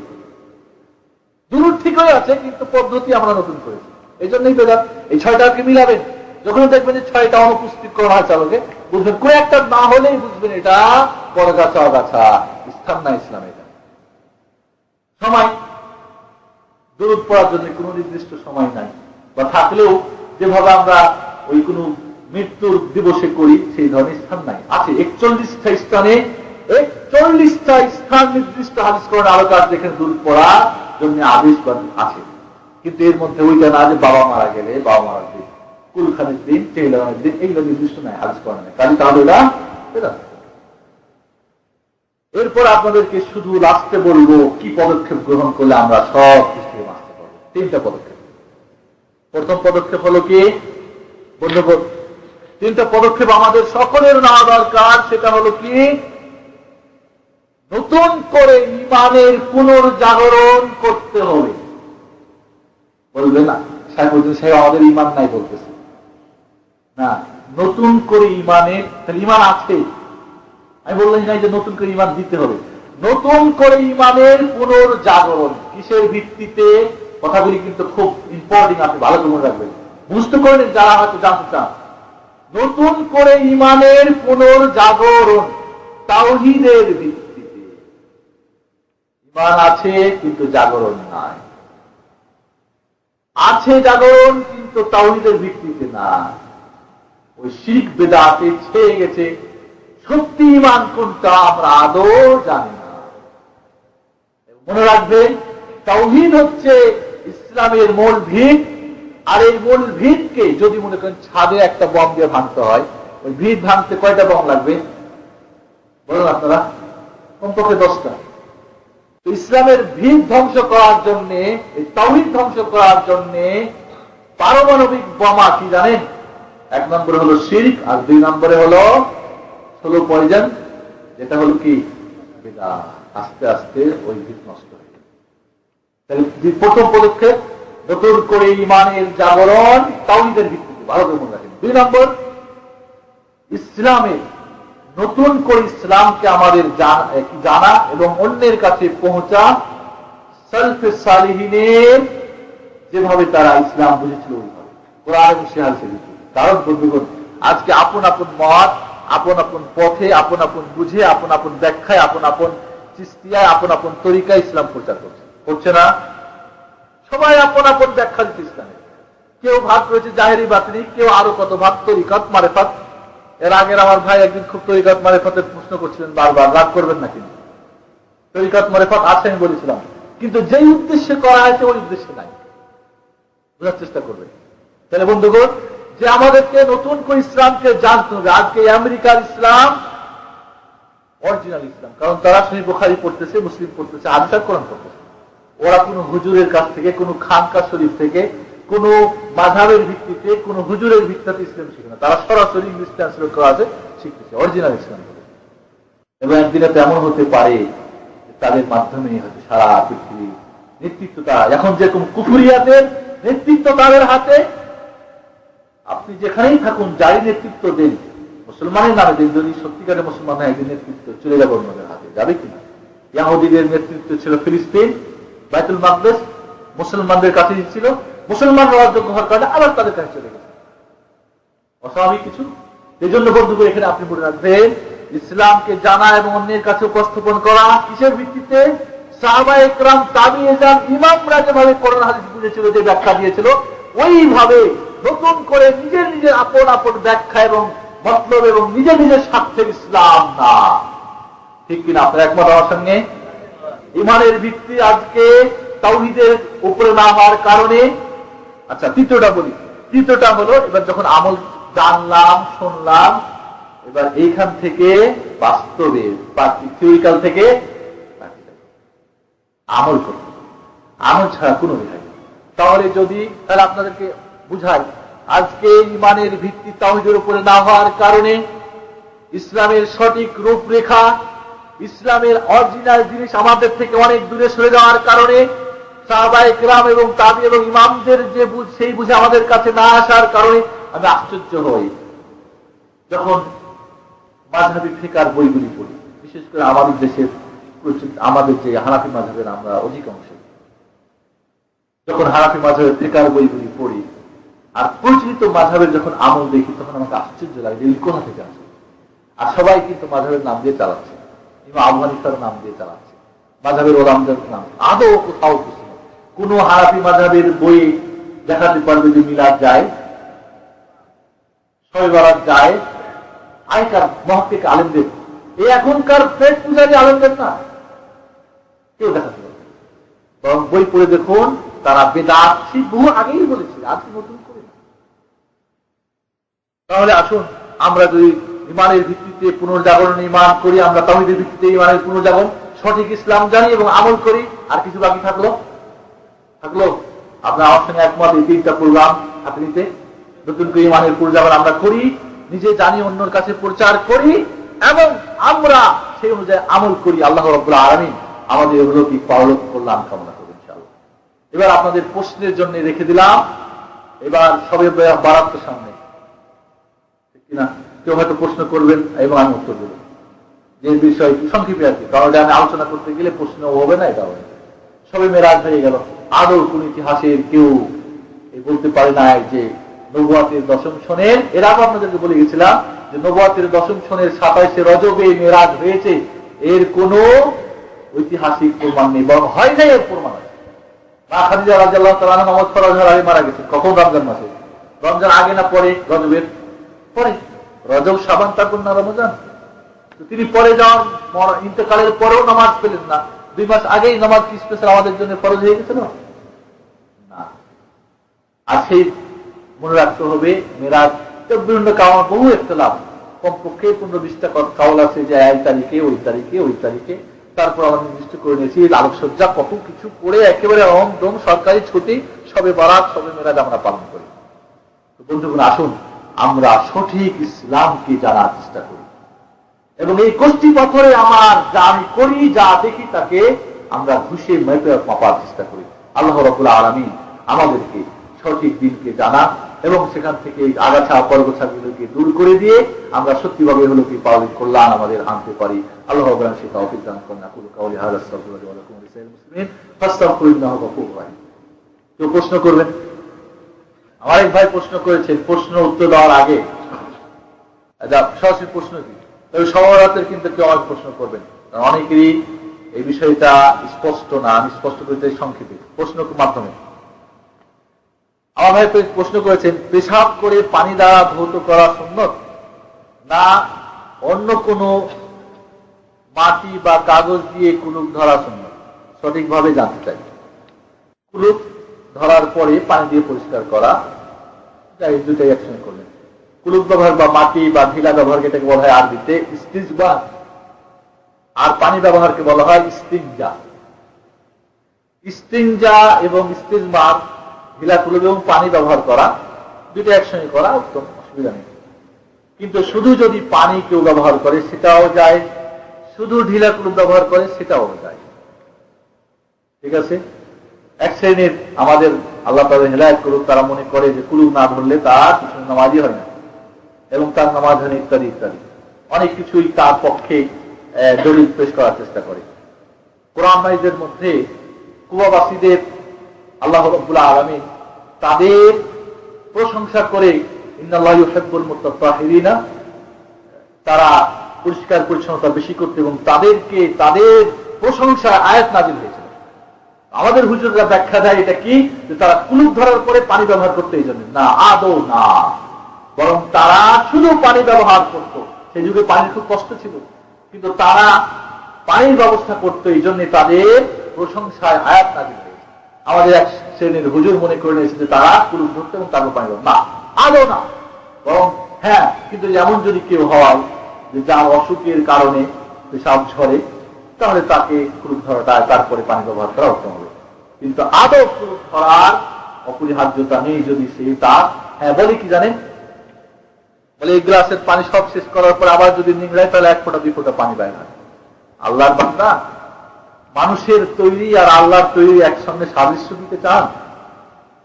এই জন্য ইমাম ইবনে তাইমিয়া তালবিসুল ইবলিস, শয়তান কি কিভাবে কুমন্ত্রণা দেয় এবং কি কিভাবে মানুষকে পথভ্রষ্ট করে, তার মধ্যে এটাও নিয়ে আসছে যে এক শ্রেণীর আলেম মনে করে যে কুলুপ না ধরলে তার মনে হয় পেশাব বাইরে হতে আসে, বহুমূত্র তারা এমনি যেন হয়ে গেছে। ইমাম ইবনে তাইমিয়া তিনি ডাক্তারি মেডিকেল সায়েন্সের কথা বলেছেন কি, মানুষের যখন মনে করে মূত্রথলিতে পেশাব জমে যায় তখন সেখানে একটা ওয়াসার আছে, ওয়াসার ধরে রেখেছে, ওয়াসারের একটা ক্ষমতা দেওয়া হয়েছে, এক একজনের এক একজন ক্ষমতা। যখন লোড বেশি হয়ে যায় তখন ও আর থামতে পারে না, তখন সে বাইরে হয়ে যায়, বাইরে যা হওয়ার তা হয়ে গেল, আবার সে বন্ধ হয়ে যায়, আবার এদিকে শেষ, আবার 1 ফোঁটা 1 ফোঁটা করে সেখানে জমা হয়। তিনি বলছেন যে যখন সেটা ধরে টানাটানি করা হয়, চিকড়াচিকড়ি করা হয়, পা দিয়ে চাপাচাপি করা হয়, বেয়াদবি বেহায়ামো করা হয়, তখন কি ওই যে ওয়াসারটা তখন তোর মধ্যে চাপ পড়তেছে, ঠিক কিনা? আর চাপ পড়লে আবার সে নিয়ে চুয়ে চুয়ে বাইরে আসবে। হ্যাঁ, আর এরা বাইরে যখন হয় তখন এই তো বাইরে হচ্ছে, এই তো কাজ, এটা অপরাহ্য। আদৌ সেটা যাদের অসুখ নেই তাদের প্রয়োজন নেই, পানি যথেষ্ট।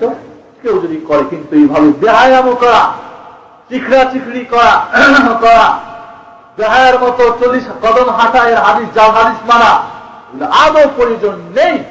বরং আপনাদেরকে বলতে চাই যে এই মশালাটা, এই বেহাইটা আপনাদেরকে বলতে চাই যে গুলশান, আপনার কি বলে, গুলশানে একটা ভালো মসজিদ আছে, ধানমন্ডি না, কি বলে, বনানী বাজারে একটা ভালো মসজিদ আছে, দেখছেন হয়তো আল্লাহ আপনারা। সেখানে একবার যারা এটা নিয়ে বাড়াবাড়ি করে তাদের আগমন, নামাজের আগে পাশে আগে যখন এরকম ওই কি করে আপনার হাঁটাহাঁটি করে বেহায়ের মতো, ওইখানকার বড় লোকদের ছেলে মেয়েরা ওই দোতলা তিনতলাতে দেখে আর হাসি বলে, হুজুররা করে কি কাপড় উঠাই দি। এরকম বেহায়াম ইসলাম বলে।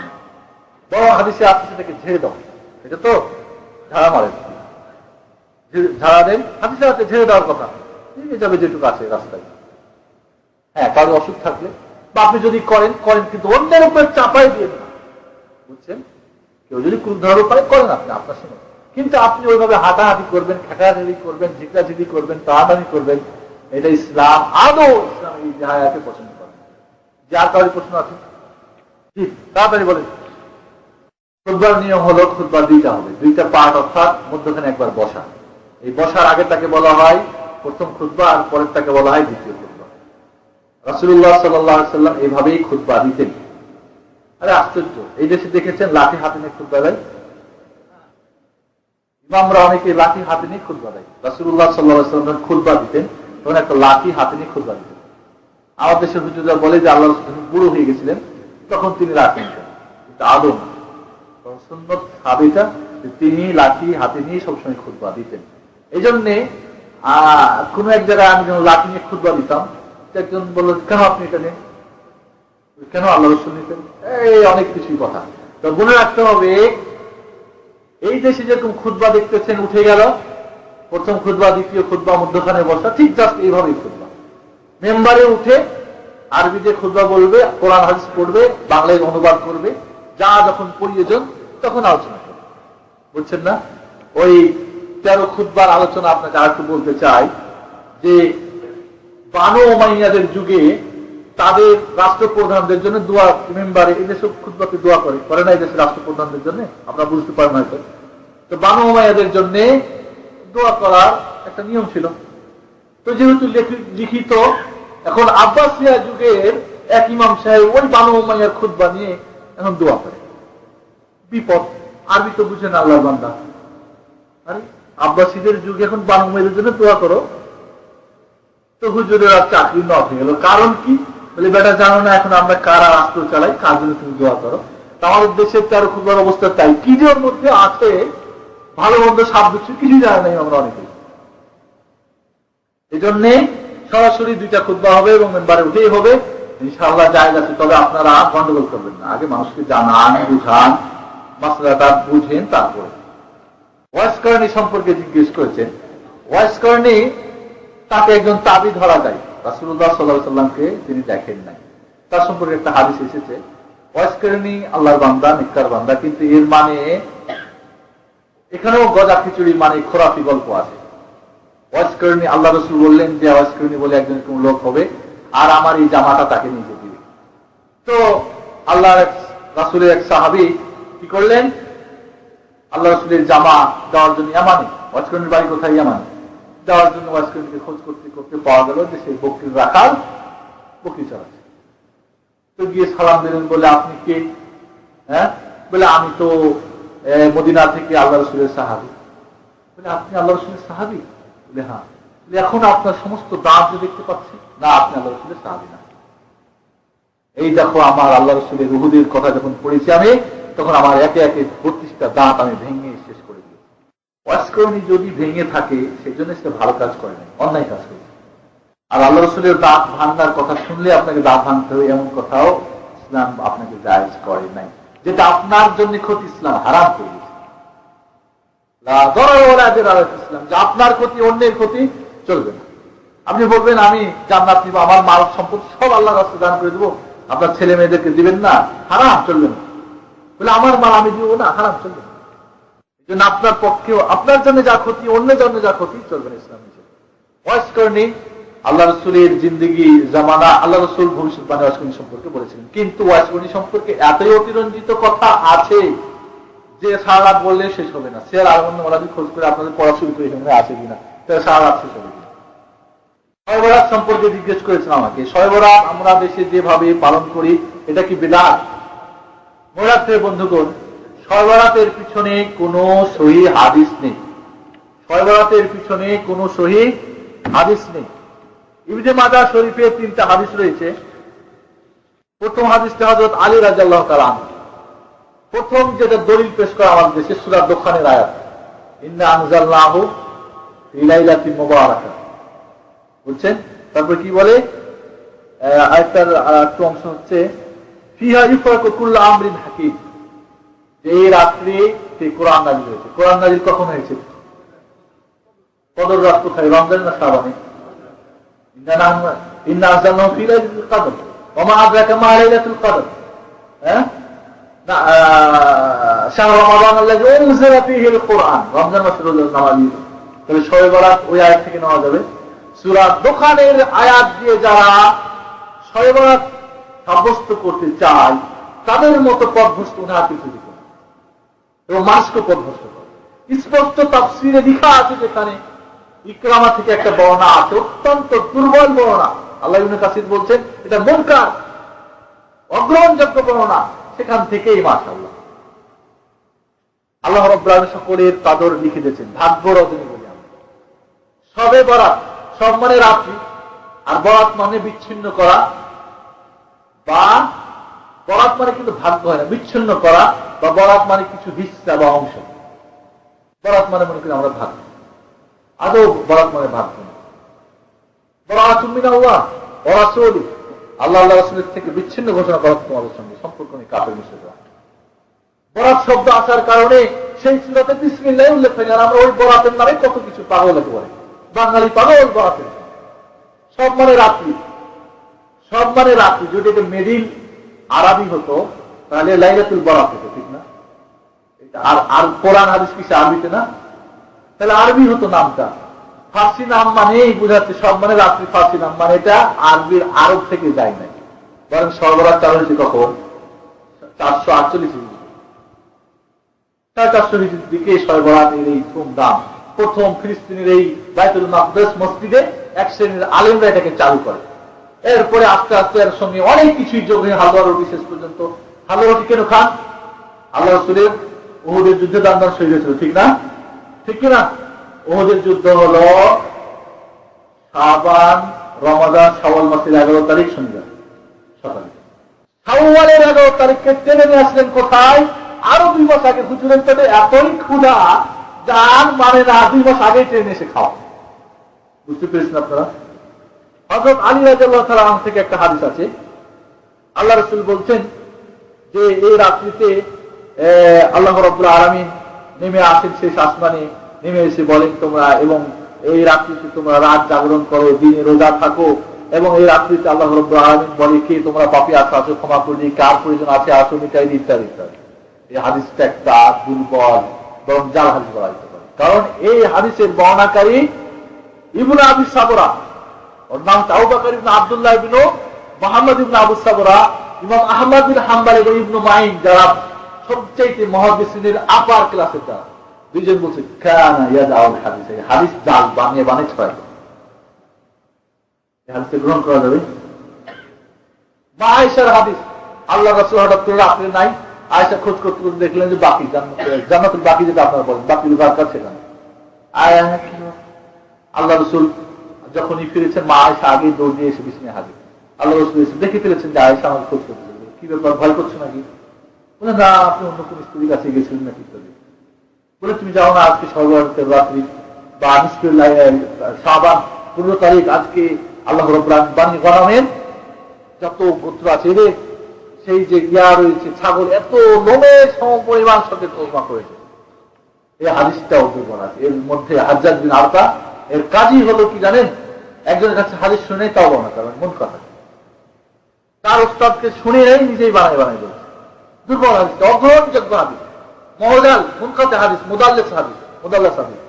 তারপরে একটা হাদিস বর্ণনা করা হয় আবু মুসা আশআরী যে আল্লাহ রাব্বুল আলামিন সেদিনকে সকলকে ক্ষমা করেন, শুধু মুশরিক এবং দ্বীনের যে বিরুদ্ধকারী, তার বিরুদ্ধচারণ করে তাকে খালি ক্ষমা করে না। এই হাদিসটাও দুর্বল হাদিস, কারণ এই হাদিসের মধ্যে আব্দুল্লাহ ইবনে লাহিয়া এই বেচারা একদম ভালো, কিন্তু এর বইপত্র সব পুড়ে গেছিল, তারপরে ব্রেন তার বিকৃতি হয়েছিল, এরপরে হাদিস মানে জয়ীফ হাদিস বর্ণনা করত। এবং এর মধ্যে একজন রাবী আছে, এর নাম ওয়ালিদ বিন মুসলিম। এর কারণ ছিল 2-3 জন মধ্যখানে বাদ দিয়ে আরেকজন কাছ থেকে বর্ণনা করে। শিক্ষকের মৃত্যু 100 বছর আগে, আর ছাত্র বর্ণনা করছে 100 বছর পরে। আজ গ্রহণ করা যাবে? আপনি যদি বলেন আমার মৃত্যুর পরে সাহেবুদ্দিনের কাছ থেকে আমি শুনেছি, আমি মনে করেন আদৌ আমি এখান থেকে মনে করেন কোথায় কুয়েত কোনদিন জানি, কুয়েতের মানুষ যদি একজন বাঙালি বলে আমি সাহেবুদ্দিনের কাছ থেকে শুনেছি, হবে?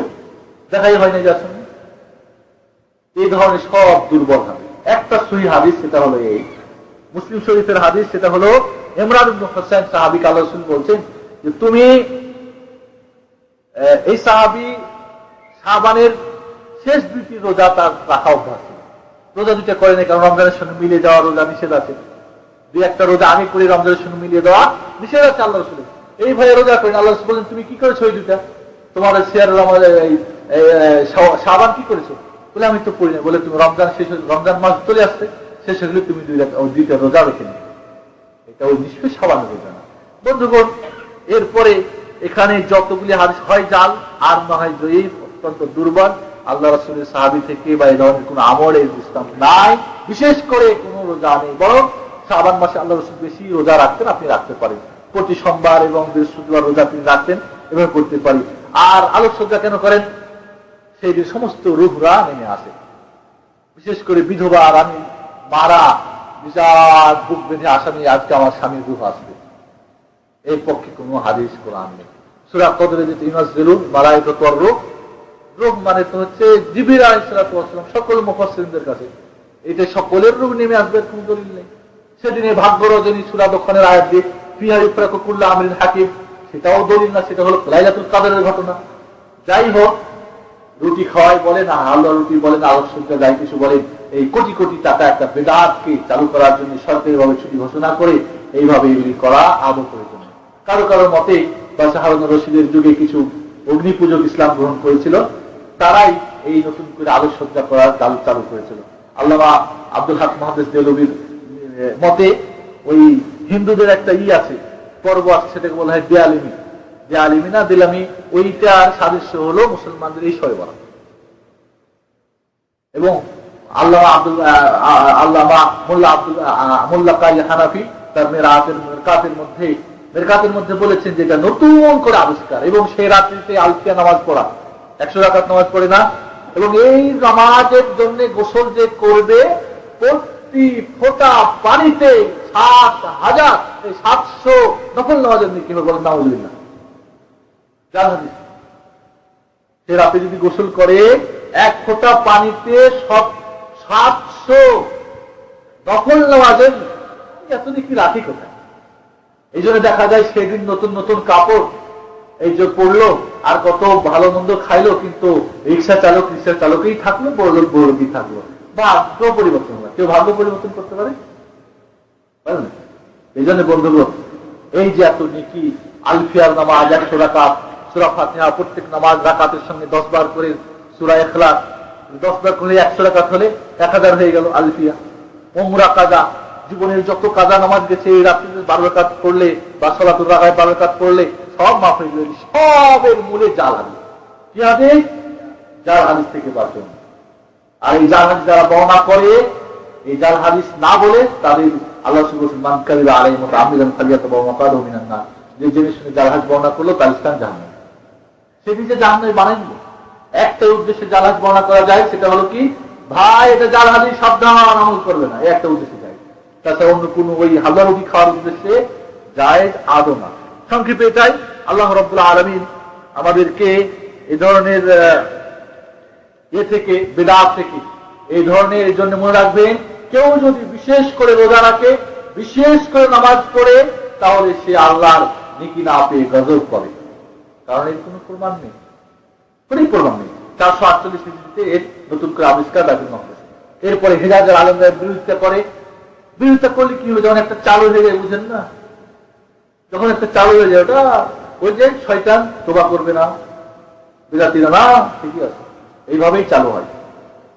আর কে যেন প্রশ্ন করছিলেন? লাস্ট প্রশ্ন কালকে আলোচনা করবো ইনশাআল্লাহ, রমজান নিয়ে। আমার এই ভাইয়ের আলোচনা উত্তর কালকে দেবো। আর কারোর প্রশ্ন থাকলে না হলে আজকে আমরা এখানে শেষ করবো। আমি এক মাদ্রাসায় পড়তাম, মাদ্রাসার নাম হলো কি বীরগড় দারুল উলুম সারাতিয়া মাদ্রাসা।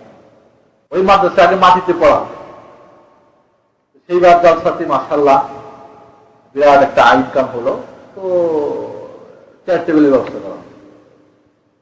মাসলা আসলো কি, আমাদের এর আগে বড় বড় হুজুর সাহেবানরা নিচে পড়িয়েছেন কোরআন হাদিস। চ্যারিটেবল হলো ইহুদিদের, তাদের চ্যারিটেবলে কোরআন হাদিস পড়া যাবে না, বুঝছেন না? আমার মনে হয় আমার ভাই প্রশ্ন করার পিছনে এমন কিছু আছে কিনা জানি না।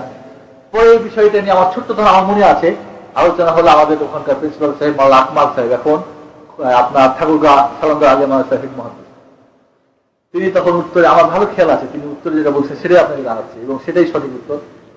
কোরআন হাদিসকে ইহতেরাম করতে হবে না, সম্মান দিতে হবে কিনা? আমি বসে এখানে অনেকে দেখি সৌদিরা মাটির মধ্যে ফেলে দিয়ে পড়ে, এটা কি সম্মান? এই সম্মান নাকি? কখনোই সম্মান নয়। যাই হোক, কোরআন সম্মানী জিনিস, হাদিস সম্মানী জিনিস, একে উঁচা রেখে হাতে ধরে যেভাবে হোক আপনি পড়বেন। কোরআন হাদিস কিসের জন্য? কোরআনকে তাকে ইহতেরামের জন্য এবং উপরে রেখার জন্য। আল্লাহ করে ইনশাআল্লাহ কোনো অসুবিধা নেই, খুলে পড়বেন এবং ইহতেরাম করে পড়বেন। বসে পড়লেও হাতে ধরে পড়বেন বা হেলের উপরে রেখেই পড়বেন। অন্য কাউকে দেখে, অনেকে কিন্তু এখানে দেখতেছি, আমি অনেক ভাইকে দেখি আমাদের এখানে, আল্লাহ তাদের হেদায়েত করে, এখানে যা অরিজিনাল ভাই তাদের দেখে তাদের অনুকরণ করার চেষ্টা করে। ভালো যেটা অনুকরণ করুন, খারাপ অনুকরণ করার চেষ্টা করবেন না। আমাদের ইসলাম সৌদি আরবের ইসলাম নয়, বর্তমান যেটা মক্কা মদিনা আমাদের ইসলাম না। আমাদের ইসলাম এখন কোনটা? কোরআন এবং সুন্নাহ। এখানের লোকও অনেক জাহেল আছে, সূরা আপনি বিশ্বাস করবেন না, এই দেশের এমনও নাগার আছে সূরা ফাতিহা ঠিক মতো পড়বে না। তাহলে আপনি এই দেশে যদি মাপেন, এই দেশের লোকে বুড়ি খায়, বুড়ি খেলে জাহেল হয়ে গেল। এই দেশের লোক মুখে দাঁড়িয়ে রাখে না, এই দেশের লোক জুলুম করে, এই দেশের লোক এটা কাফাল ব্যবসা করে, এই দেশের লোক দেশের ব্যবসা খারাপ ব্যবসা করে, এই দেশের লোক এই দেশের সবই ব্যাংক পদ্ধতি। ভাই কি কেমন ইসলাম? এগুলি কখনোই বলবেন না, এটা শয়তানের ওয়াসওয়াসা। খালাস ইনশাআল্লাহ। যদি সুন্নাতে মুআক্কাদা এটা ছেড়ে দিলে গুনাহগার হবে কিনা, এ নিয়ে একটু ইখতিলাফ আছে। বিশেষ করে ইমাম আযম আবু হানিফা রাহমাতুল্লাহ আলাইহির মতে সুন্নাতে মুআক্কাদা ছেড়ে দিলে গুনাহগার হবে। বাকি ইমামদের মতে সুন্নাতে মুআক্কাদা ছেড়ে দিলে গুনাহগার হবে না। তবে অবশ্যই সে মনে রাখবেন যে সুন্নাতে মুআক্কাদা যে করে না, নকল করবে, তাহলে সে আল্লাহ রাসূলের তরিকা থেকে আস্তে আস্তে দূরে সরে যাবে না।